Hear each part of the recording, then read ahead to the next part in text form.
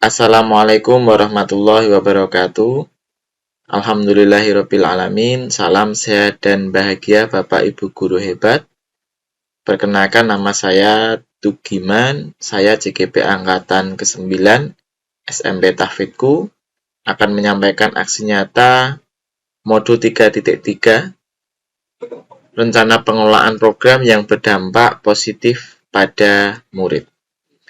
Nama program yang akan sedang dilaksanakan yaitu peningkatan literasi dan kualitas KPM dengan Digilib atau Digital Library.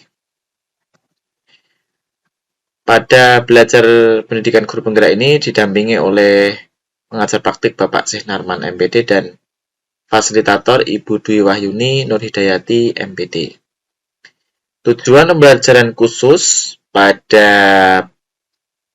pendidikan guru penggerak yaitu yang pertama, CGP dapat menjalankan tahapan B, buat pertanyaan, dan A, ambil pelajaran berdasarkan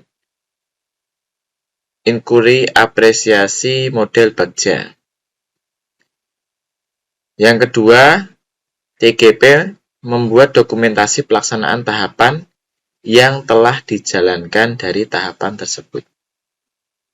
Oke, judul dari program ini saya ulangi, nama singkatnya adalah Digilib atau Digital Library.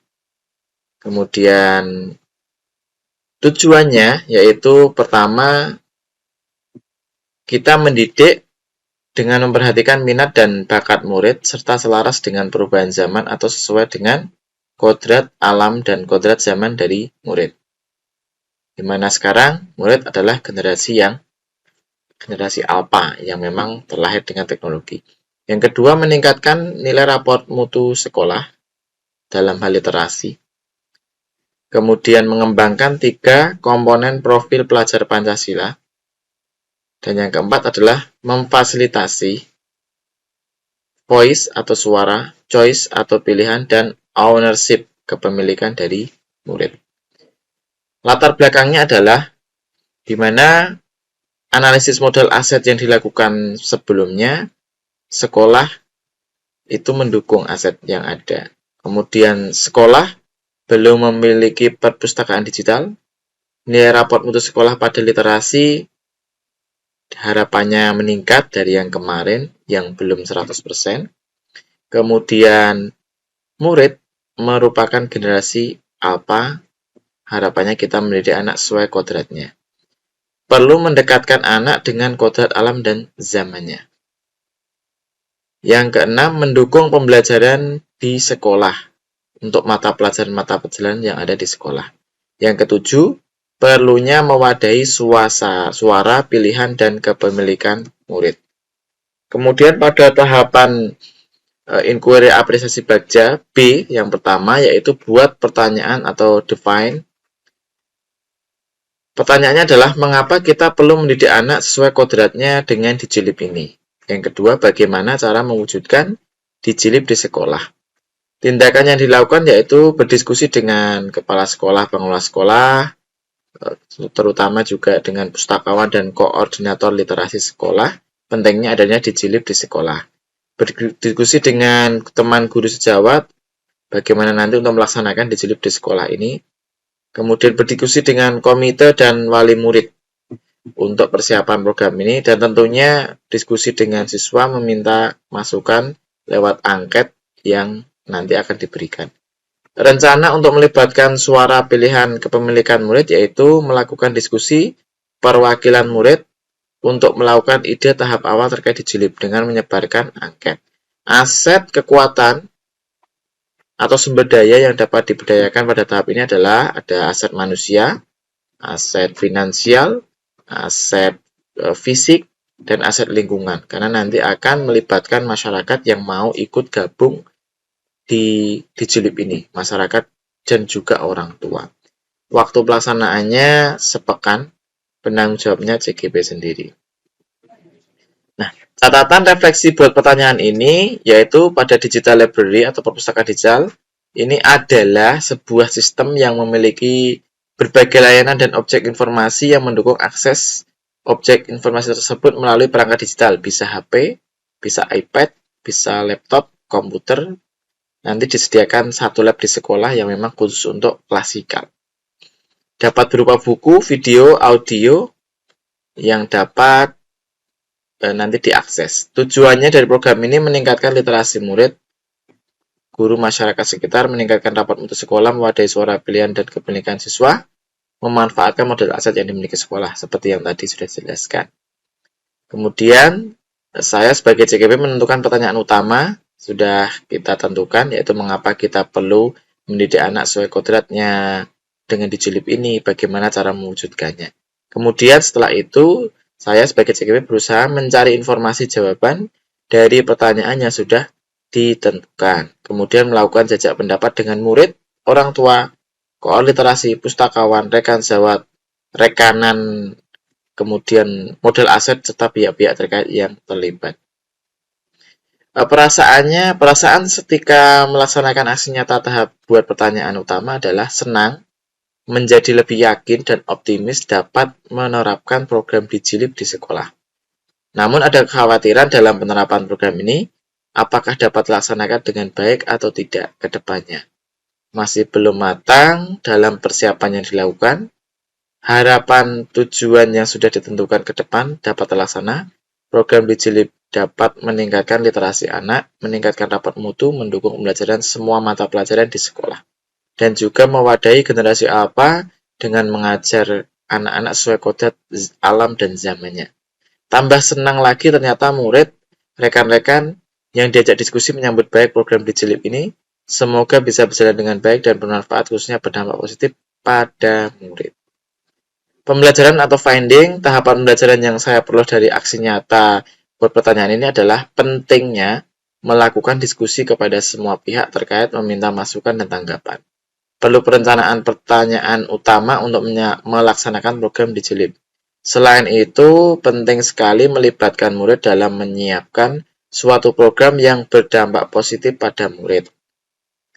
Agar kita sebagai guru memfasilitasi suara, pilihan, dan rasa kepemilikan murid terhadap program yang dilakukan. Melaksanakan suatu program yang berdampak positif pada murid sangat penting. Menyiapkan pertanyaan utama yang urgent agar terlaksananya menjadi terarah dan tidak keluar jalur dari tujuan kegiatan. Selain itu, memanfaatkan semua aset yang dimiliki sekolah juga penting, dan juga memfasilitasi lingkungan seperti apa yang mendukung program yang dilakukan. Tidak lupa profil P5 itu juga dikembangkan dalam perencanaan program yang dilakukan.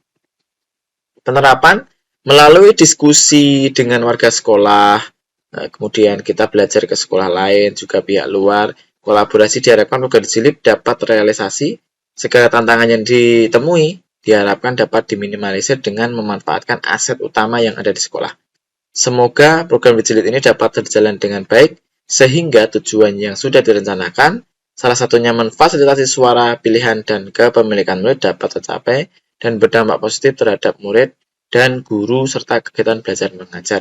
Kekurangan yang ada akan jadikan pembelajaran dan evaluasi program dijilip yang dilakukan ke depan secara berkala, mingguan, bulanan, semesteran. Kemudian yang kedua, ambil pelajaran atau discover.